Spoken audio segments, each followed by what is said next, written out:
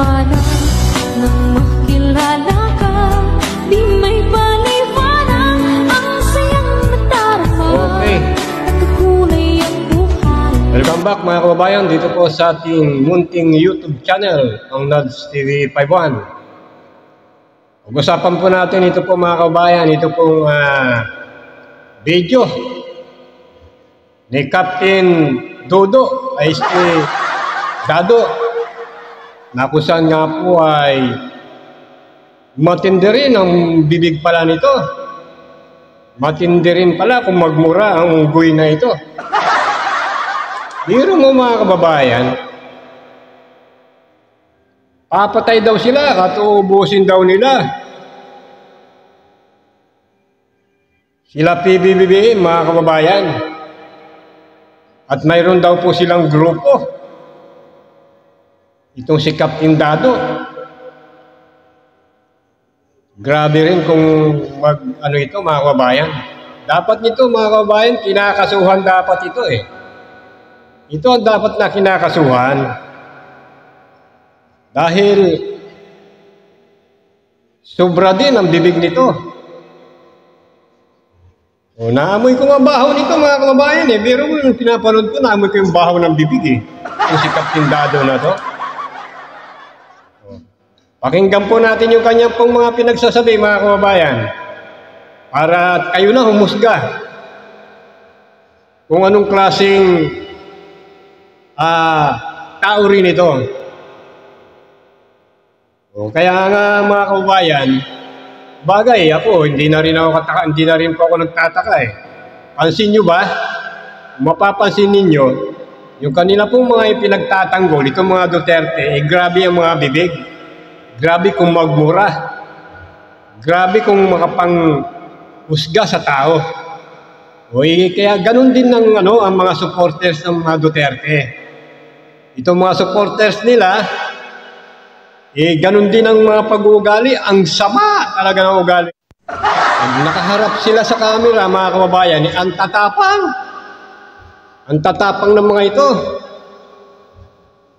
Ito po mga kababayan, panoorin po natin ang video ni Captain Dado.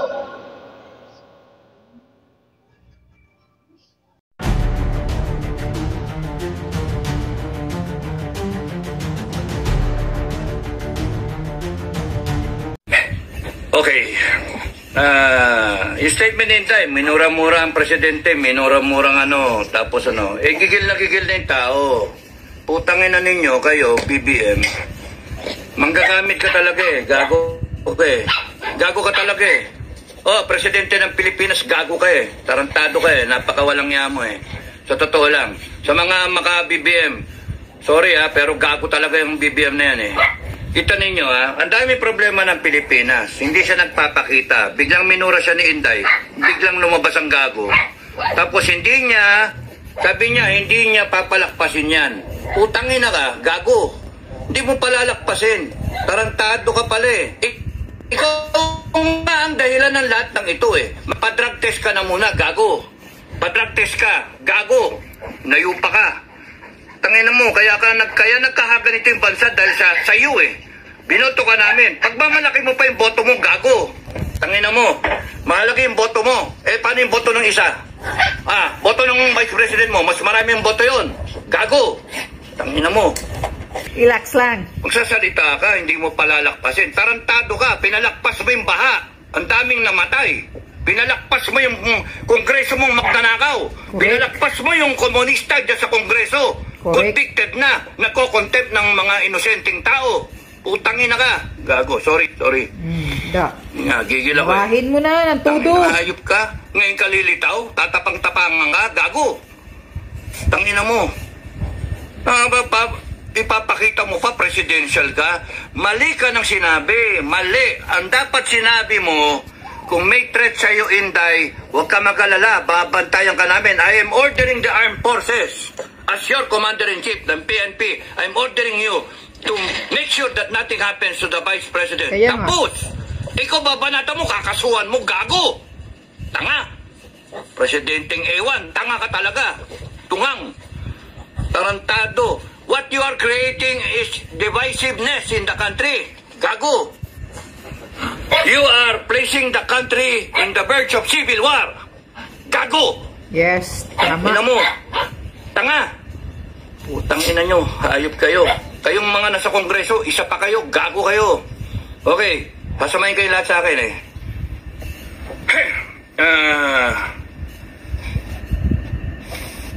Ang ano na to, no? Tanin niyo yung nagtatalong politika. Nagtatalong politika. Kaya nga mini-maintain ko FGF sa gitna tayo. Parang di tayo mawala eh. Parang di tayo mawala. Hanggang walang hudyat, mga ka-FGF, we want to be in the cooler side na nag-iisip, na mga Pilipino na nag-iisip. Kasi pagka sumausaw ka dyan, mawala ka eh. Galit na eh. Galit. Ako galit na galit ako pero kinokontrol ko. Kung nadidinig yung usapan namin ni Buhay, ni Commander Metran, galit na galit ako. Kung nadidinig niyo yung usapan ko sa ibang commander, galit na galit ako. Natatawa nga sila eh. Gigil na gigil ako eh. Pero kinokontrol namin, ang galit namin. That's courage. Courage is not just plain tapang. That's stupidity. Plain tapang, that's stupidity. The courage is the ability to control yourself, control your fear, control everything, and perform the mission. That's courage. Yung you do the right things, yung properly, hindi yung ganyan na, yan na. Putang inang yan, magano na, magkalsada na tayo. Ay, nang yan, gago. Magkakalsada ka, bakit galit ba kayo sa EDSA? Galit kayo sa EDSA? Galit kayo kay Mama Mary? Doon kayo magano, doon nyo dinadirect yung tao. EDSA. Ba't hindi sa Kongreso? Doon kayo galit eh. Yun nga tanong ko eh, bakit hindi sa Kongreso? No? Ba't hindi sa Kongreso? Nandun yung ano eh. Tapos nun, veterans, punta kayo, support kayo kay Inday, doon kayo magsalita-salita. Ang puta. O sige, veteran. Because you are thinking na ang focal point mo is yung personalities eh. Why not make the focal point yung issue at hand? Yung issue. Nakakalimutan yung issue, bangag yung presidente. Bangag, tapos nakawan. Yun yung issue. O nagsalita ang Duterte, sabi ni Digong, na kakusapin niya AFP. No, kakusapin niya AFP. Tapos nun eh, inaano niya, binabalik niya doon sa mga pera-pera. Because kung lahat kayo nakikinig sa akin, doon kayo pumunta kay Marcos. Ibig sabihin ni Duterte, you demand the explanation. You demand. Tangin lang yan. Itong Marcos na to, gagamitin mo ngayon yung konstitusyon. Ha? Gagamitin yung konstitusyon laban doon sa kay Sara. Eh si Inday Sara nga, she's implementing the constitution. She's abiding by the constitution. Kaya kayo nandyan pa. Kasi hindi siya nagtatawag ng revolusyon. Hindi siya nagtatawag ng taong bayan. Tanging mga hayop kayo. Sinabi ko again, Marcos and everyone na connected with Marcos, kaya kayo nandyan, kasi ang mga Duterte, whether they are hesitant or not, ay hindi pa tumatawag ng talagang totoong tao, people power. Wala. Minadinig ba kayo? Lumabas na kayo sa kalsada at tapusin na natin to? Minadinig ba kayo? Ang nagtatawag lang, mga vlogger. No? Mga supporter ng vlogger. Mga nananawagan. Supporter na tayo, labas na tayo. Eh, hindi nyo nga. Kaya nga nakakainis ang Pilipinas eh. Nakakainis. Dami ko na sinabi, nawala na ako. So, una kay Inday, yung statement ni Inday, ano masama doon magalit yung tao? Gago kayo eh. Nagalit yung tao, ano ngayon? Tinatarantado niya yung tao niya. She's just being a leader. Between Marcos and Inday, mas leader tong Inday kaysa sa iyo, Marcos. Ikaw, Marcos, sinabi na sa iyo, BBM, sinabi sa iyo, ang dapat dyan, pinatigil mo yung Congress sa contempt. Anong ginawa nyo? Dinagdagan nyo pa. Dinagdagan nyo pa ng araw. Tanga. Tanga. Tanga kayo. Bopol. O, tapos doon, sasabihin mo pa, hindi palalagpasin. Meron pa kayong pinachichismis, tinatakot nyo taong bayan. Uhulihin na si Inday. Ha, huliin siya, isasapin na sa NBI. Pinapaimbisigan. Sige, kulong nyo. Pinakamaganda dyan, kulong nyo. Kulong nyo si Inday. Tangina ninyo, hindi nyo kami matatakot. Kami mismo, sa FGF, hindi nyo kami matatakot. Mga gago kayo. Naghihintay lang yung grupo ko eh. Naghihintay lang. Tangina ninyo. Tangina gago kayo. Tapos sa AFP, nabi ko na ba yung kay Marcos? Dapat ang sinabi mo, Marcos, huwag niyong gagalawin si Inday. Inday. Hindi mo ginaya si Duterte. No? You still respect tong tanga na to, kahit tanga, you still respect her because she is the vice president. She was elected by the people. Sabi ni Duterte yun kay Lenny. Ikaw, ha? Kaya nga. Babanata mo na Si Lini nga, nirespeto ni Tatay Diggs. Kung kaya nilang itrete ng isang presidente, how much more ang malit na Pilipino. Gago! Kung kaya nilang nakawan ng ninanakawan nila yung wala talaga yung reasoning mo eh. Bobo ka talaga eh. Pangag ka eh. Binabasa mo pa eh. Wala ka. Hindi galing sa puso eh. Binabasa mo eh. Tarantado. Saan ka nakakita? Alam mo, binaboy mo yung Office of the President eh. Hindi ganyan ang tingin ko sa Office of the President. Taragis ka. Hayop ka. Pati kayo, Kongreso, binaboy nyo yung Kongres. Hayop kayo. Contempt kayo. Yayabang ninyo. Mga bopol naman kayo. Mga tanga. Mga hayok na hayok ko yung sa kapangyarihan eh. Okay, ang issue mga kababayan, ang issue, ang presidente ninyo nagdodroga. Yun ang issue. Tapos nagnanakaw ang kongreso ninyo. Yung mga politiko ninyo nagnanakaw, kanya-kanyang nakawan. Ay, tapos pati si Juan, si Bangag. Ang pag-asa nila na mawala sa pwesto, ang pag-asa ng kababayan na mawala sila sa pwesto ay si Inday Duterte. Si Inday Duterte, tangina ninyo. No? Kaya kinakailangan nilang pigain si Sara Inday. Ngayon yung ginawa ni Inday, nagsalita. No? Is she a threat to national security? Of course not. Putangin na sino nag-a-advise dyan sa presidente, national threat, no? Ang threat to national security is a president na nagdodroga. That is a threat to national security. Yes. Corruption is a threat to national security. Corruption, a threat to national security. Kasi pagka nagnanakaw ka, hindi umaabot sa mga kababayan natin ang dapat na serbisyo. Hindi nabibili ng armed forces yung kanyang dapat bili na equipment. Therefore, mahina yung armed forces. Kaya threat to national security. Hindi nagagawa ng gobyerno yung dapat niyang gawin in terms of services, in terms of delivery ng mga dapat basic needs. Yung food security natin, import tayo ng import. Therefore, yung pagnanakaw ng Congress is a threat to national security. Yung droga na yan is a threat to national security. Mga hinayo pa kayo? Congress is a threat to national security. Yung ginagawa yan, nandyan yung NPA. That is a threat to national security. Kaya nga. Popol, kayong lahat. Ina ninyo, tapos pipilit nyo, Inday is a threat to national security. No, Takot lang sila. Inday is a threat to your political ambition. Exactly. Mga gago. Correct. Tangina nyo, gagawin Sara is a threat of your political ambition. Duterte is a threat to your political ambition. Is a threat to your activities of corruption. Correct. Tangina nyo. And we will polarize. Para kay Inday, maggago kayo. Gago talaga kayo. Gigil na gigil ako eh. Okay. She is not a threat to national security, mga kababayan. Tandaan nyo yan. She is the hope of this country. Exactly. She is the hope of this country. Tandaan nyo yan. At doon kami tayo. Wag na wag nyong sasaktan yan. Wag na wag nyong sasaktan yan. Kasi papatayin namin kayo lahat. Uubusin namin kayo. Yan ang threat sa presidente. Utangin na nyo lahat. Subukin nyo kami ngayon. Gago kayo. Patayin mo lahat. Ano ninyo?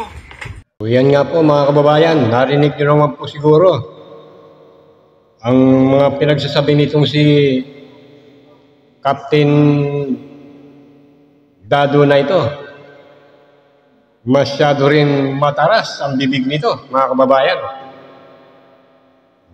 Hindi raw nagpapakita si PBBM, mga kababayan.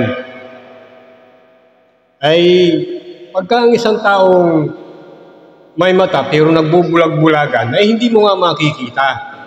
Captain Dado, hindi mo nga makikita nagbubulag-bulagan ka eh. Hindi ka ba nanonood ng balita? Halos araw-araw naman ang balita si PBBM. Balita na kung saan siya pumupunta sa mga probinsya, namimigay ng tulong sa mga tao, lalo na sa mga magsasaka. Halos hindi na nagpapahinga. Alam mo, mas maganda pa yung tunay na bulag mga kababayan. Yung tunay na bulag, kahit hindi nakakakita, nalalaman nila yung mga nangyayari sa kanilang paligid dahil mayroon silang pakiramdam at mayroon silang pandinig. Pero yung nagbubulag-bulagan, talagang kahit may nakikita, hindi nila ito nakikita. Sinasabi wala. At kahit may naririnig sila, wala silang naririnig. Yan po ang problema sa mga taong sarado na po ang utak. Bangag daw si PBBM. Matagal ng issue yan. Wala naman kayong napatunayan na bangag si PBBM. Ang mayroon tunay na bangag ay si Duterte. Si Rodrigo Roa Duterte, siya ang tunay na bangag. Bakit? Siya mismo umamin na siya gumagamit ng marijuana at gumagamit ng pintanil. Yan ang tunay na bangag. O, kita nyo naman sa pananalita malalaman nyo kung sino yung bangag Si PBBM ba, narinig nyo ba na nagbitiw ng masasamang pananalita? Hindi. Pero yung si Duterte, grabe, dito mo makikita kung sino yung tunay na bangag. Di ba? Captain Dado. Tapos kailangan daw pag nagagalit kailangan mayroon kang self-control. Sinabi pa niya. O kaya nga daw siya, kinokontrol niya ang kanyang galit. Kinokontrol mo pa ang galit mo niyan. Ganun ba? Dapat sinabi mo kay Sara yan. Dapat sinabi mo kay Sara yan na control yourself. Kontrolin mo yung galit mo, yung emosyon mo. O hindi ba ura-urada, ganyan kayo? Ura-urada kung anong pasok sa isip ninyo. O sanay na kasi kayo magbitiw ng mga pananalitang hindi kaaya-aya. Mga pananalitang hindi dapat naririnig ng mga kabataan. O lalo na mga kabataan ngayon. Mga bata pa, mayawak ng mga cellphone. O nanonood, napapanood kayo, yung mga pinagsasabi ninyo. O yung ba ang gusto ninyong matutunan? Yung mga kabataan? Yung mga pananalita ninyo, yung asta ninyo na maririnig sa inyong mga bunganga uubusin namin kayo, papatayin namin kayo. Yung magmura. Nako. Ibang klase rin ito. Pero alam niyo po mga kababayan, ito pong video niya na ito, deleted na po ito, dinilit niya po ito. Pero marami na pong nakapag-download po rito bago niya na-delete. Bakit mo dinilit yung video mo? Natakot ka? Akala ko pa matapang ka. Bakit dinilit mo yung video mo na ito? O natakot ka? Sabi mo matapang ka Bakit pagka in-upload mo na, huwag mo na i-delete? Yan ang ibig sabihin na malakas ka lang sa social media, sa harap ng camera. Di ba? Ikaw yung nagtatapang-tapangan. Sinabi pa niya, mas leader pa daw si Sara Duterte kaysa kay PBBM. Paano mo naman nasabing mas naging leader pa si Sara Duterte? Ayan ba yung sinasabi mong leader? Vice Presidente pa nga lang Hindi niya na magampanan ng kanyang tungkulin. Kita nyo naman mga kababayan, yung panahon ng mga bagyo. Nung unang bagyo nung bagyo ba yun? Kung saan tumakas nga po siya. Kasagsagan ng bagyo nun. Tumakas siya, nagpunta ng Germany para manood lang ng concert. Ayan ba yung sinasabi mong leader? Nung kasagsagan ng bagyo, nitong nakaripas ng bagyo na apektado ang Bicol. O kung saan dapat nandun din siya. Dahil binaha ito. Pero ano nangyari? Mas inuna pa ni Sara Duterte ang dumalo, magipagkasayaan sa kasal. O yan ba sinasabi mong mas naging leader pa si Sara? Si PBBM, halos walang pahinga. Panay ang punta sa mga nasalanta ng bagyo. Binabalik-balikan niya. Tinatanong kung ano pang mga pangangailangan. Baliktad pala ang utak mo eh. Baliktad ang utak nitong si Captain Dudo na to. Dado tuloy. Dado. Oh, baliktad ang isip mo. Yung tama ang ginagawa mong mali. Yung mali ang ginagawa mong tama. Oh, di po ba, mga kababayan? O tapos sinabi pa niya, dapat daw respetuhin ni PBBM ang vice-presidente. Nire-respeto naman. Kita mo naman, pinapa-impis na nga pero pinigilan ni PBBM. O di ba? Ganyan magmalasakit si PBBM. O, ayaw niya kasi ng gulo. O, kasi daw, nung si Duterte raw ang presidente noon, nire-respeto daw ni Rodrigo Duterte si Leni Robredo. Totoo kaya yan, mga kababayan? Nirespeto nga ba kaya ni Rodrigo Duterte ito si Leni Robredo? Oh, parang natatandaan ko Patakot-takot na insulto ang inabot ni Leni Robredo kay Duterte. Nandun yung sabihan ni Duterte si Robredo na napakabubo raw. 3 beses daw ito nag-take ng board exam. Oh, nandun yung sinabi ni Rodrigo Duterte na pag si Leni Robredo ang naging presidente, patay ang Pilipinas, magkanda, loko-loko. O yan bang sinasabi mong nire-respeto ni Rodrigo Duterte si Leni Robredo noon? Pambabastos ang ginawa niya. Ang totoo niyan, sinong panahon ni Leni Robredo, mas umakto pang presidente si Leni Robredo kaysa kay Rodrigo Duterte. Bakit? Noong panahon ng mga kalamidad, si Leni Robredo yung makikita mo, lumulusong sa baha. Nandun kaagad siya, namimigay ng tulong. O hindi ba? Siya yung nagmalasakit sa mga kababayan natin, mga Pilipino, apektado ng bagyo noong kapanahonan niya. Pero si Rodrigo Duterte, anong ginawa niya? Busy kasi siya sa pagtukhang sa mga drug pusher kuno. O nakalaban nila sa drug para masulo nila ang droga sa Pilipinas. O para masulo ni Michael Yang ang droga. Pero nung panahon ng mga pagtulong sa mga may hirap, sabi pa nga ni Duterte, wala akong pakialam sa inyo, mamatay kayo sa gutom. O hindi ba sinabi ni Rodrigo yan? Ni Duterte? O yan ang yan ang sa panahon ni Rodrigo Duterte, mas umaktong presidente si Leni Robredo. O bakit? O doon mo nakita imbis na gampanan dapat ni Rodrigo Duterte yung tungkol niya bilang presidente, si Leni Robredo yung nakikita mo na nagmamalasakit doon sa mga kababayan nating apektado ng bagyo. Lumulusong sa baha, nandun.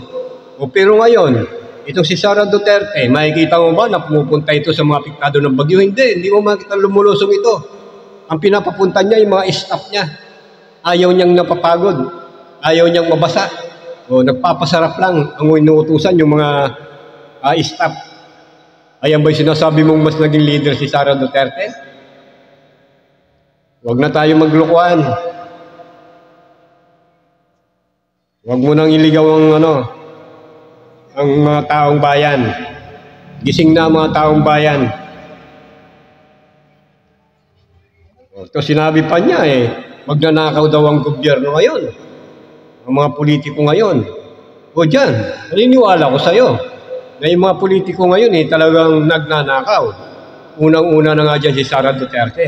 Di ba? Milyon-milyon ang ninanakaw. O kaya nga iniimbestiga siya ngayon Iniimbestiga siya ngayon. Totoo, sinabi mo. Yan, pinangunahan ni Sara Duterte ang pagnanakaw sa kabanang bayan. Ayan ang totoo.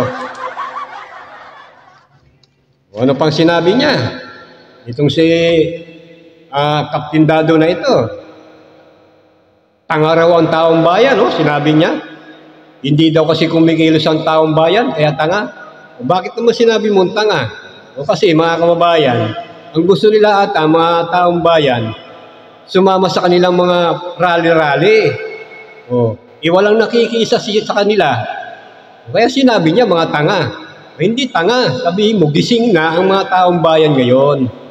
Gising na ang mga tao, ang mga Pilipino, kaya hindi nyo na mauuto. Hindi tanga, matatalino na ang mga Pilipino ngayon. Ang mga tanga, yung mga kasama ninyo, katulad ninyo, kayo ang mga tanga. Hindi po ba mga kababayan? At saka yung sinasabi niya bakit daw hindi pinigilan ni PBBM yung mga contempt dyan sa Kongreso? O bakit? May kapangyarihan ba si PBBM na pigilan ang isinasagawang investigasyon dyan sa Kongreso? Ikaw pala itong tanga Tanga ka pala. Hindi mo ba alam na may separation of powers yan? Ang executive at legislative o equal branch yan. Hindi pwedeng pakialaman ng presidente yan. O ikaw pala ang BO-BO Captain Dado, hindi ba lumitaw tuloy na ikaw pala itong BO-BO. Gusto niya pakialaman daw ni PBBM ang Kongreso. Ba't niya pakikialaman yan? Alam na PBBM na may separation of power yan o equal branch yan na executive. Hindi siya pwedeng makialam dyan. Alam mo na, Captain Dodo, Dado. Tapos sinabi pa niya, bakit hindi daw sabihan ni PBBM ang AFP na huwag pakialaman huwag galawin si Sara Duterte. Bakit? Pinakialaman ba ng AFP itong si Sara Duterte? Parang wala ata akong nabalitaan na ganyan. Na pinakialaman ng AFP itong si Sara Duterte. Ikaw lang gumagawa ng kwento. O dapat maglabas ka ng pruweba. Ano, Captain Dado? Kaya daw ginaganyan nila si Sara Duterte. Dahil si Sara Duterte lang daw ang pag-asa daw ng taong bayan. Para raw. Kaya ginaganyan nila si Sara ng gobyerno, iniipit. Para daw sa political ambition daw ni PBBM. Wala nang political ambition si PBBM dahil presidente na nga siya Wala na siyang patutunayan. Ang mayroong political ambition, si Sara Duterte. Siya may political ambition. Dahil ang gusto niya, siya na ang maging presidente. Maghintay ka. Kung gusto kayo ng taong bayan, hintayin nyo ang 2028 eleksyon. O dahil nyo ipakita na talagang gusto kayo ng taong bayan. Ano, Captain Dado? Nagising ka na. Hindi ka pagising, iuntog mo yung ulo mo sa pader para magising ka. Mga kababayan, hanggang dito na lang po muna tayo. Kung hindi po kayo nakapag-subscribe, mag-subscribe po kayo at huwag kalimutan i-click ang notification bell para maging updated po kayo sa ating po mga reaction video dito lang po sa Nards TV 51. Mundo'y nagliwanag.